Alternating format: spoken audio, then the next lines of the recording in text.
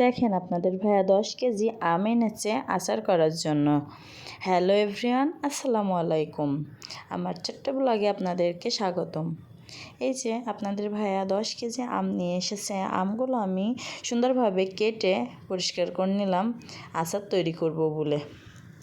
আমি এই যে আমটি সেদ্ধ বসিয়ে আমার মেয়ের পরীক্ষা চলছে, এই জন্য আমি মেয়েকে নিয়ে স্কুলে চলে গিয়েছিলাম। আসার পরে এই যে আমটা আমি সুন্দরভাবে সিদ্ধ করে ঠান্ডা করতে রেখে গিয়েছিলাম।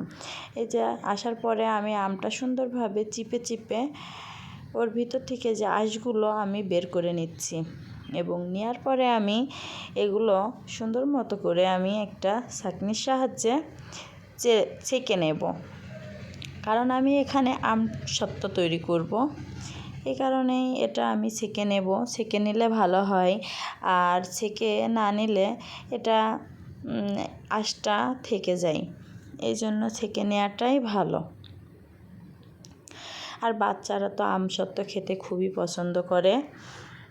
আমি এই যে আমগুলো সম্পূর্ণ ছেঁকে নিলাম একে একে। আর এই যে আঁশগুলো যদি আর না যায় তাহলে আপনারা এই পর্যন্তই সুন্দরভাবে ছেঁকে নেবেন। আর আমি এই একই ফ্রাই প্যানেই সামান্য একটু সরিষার তেল দিয়ে দিচ্ছি, যাতে এটা রোদে দেওয়ার সাথে সাথে সুন্দরভাবে আচারটি উঠে আসে। এই জন্যই দিয়ে দিলাম সামান্য সরিষার তেল। এবং আমের ভিতরে আমি চিনি দিয়ে দিচ্ছি, দিয়ে আমি সুন্দর মতো নেড়েচেড়ে মিশিয়ে নেব।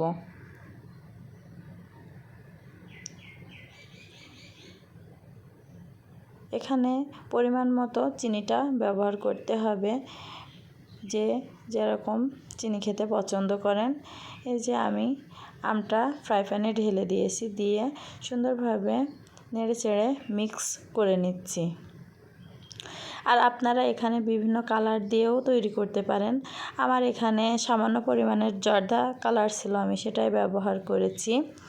আর আমি আমসত্ত্বতে ব্যবহার করার জন্য পাঁচফোড়ন আর এলাচের ফল আর ঝাল সুন্দরভাবে ভেজে গুঁড়ো করে আমি যে দিয়ে দিলাম আমসত্ত্বর ভিতরে। এটা দেওয়ার কারণে আমসত্ত্বর সেন্ট এবং টেস্টটা একটু বাড়বে। দেখেন, এটা জ্বালিয়ে অনেকটাই ঘন করে তৈরি করে নিতে হবে, জাল দিয়ে আর এটা একটু সাবধানে নাড়াচাড়া করতে হবে, কারণ এটা শেষ পর্যায়ে এসে অনেকটা ফোটার কারণে গায়ে হাত পায়ে পুড়ে যাওয়ার সম্ভাবনা থাকে, তাই সাবধানে কাজটা করতে হবে। আর আমি এই যে এরকম একটা স্টিলের থালা নিয়েছি বড়, নেওয়ার পরে এখানে আমি সরিষার তেলটা মালিশ করে নিচ্ছি। নেওয়ার পরে আমি এখানে যে ঢেলে দিচ্ছি, দেওয়ার পরে আমি সুন্দরভাবে সেট করে নেব। আমি সেট করে নেওয়ার পরে এটা আমি 2 দিনের মতো রোদ্রে দিয়ে নেব, যাতে সুন্দরভাবে শুকিয়ে যায়। আর সুন্দরভাবে শুকিয়ে যাওয়ার পরে আমি এটা তুলে নেব। এই যে দেখেন, আমি রোদ্রে দেওয়ার পরে আমি শুকিয়ে সুন্দরভাবে পিস করে কেটে তুলে টিফিন বক্সে ভরে রেখেছি। এইভাবে আপনারা রেখে দিতে পারেন। আর আমার এই ভিডিওটা যদি ভালো লাগে অবশ্যই আমার ভিডিওটা লাইক, কমেন্ট, শেয়ার করবেন।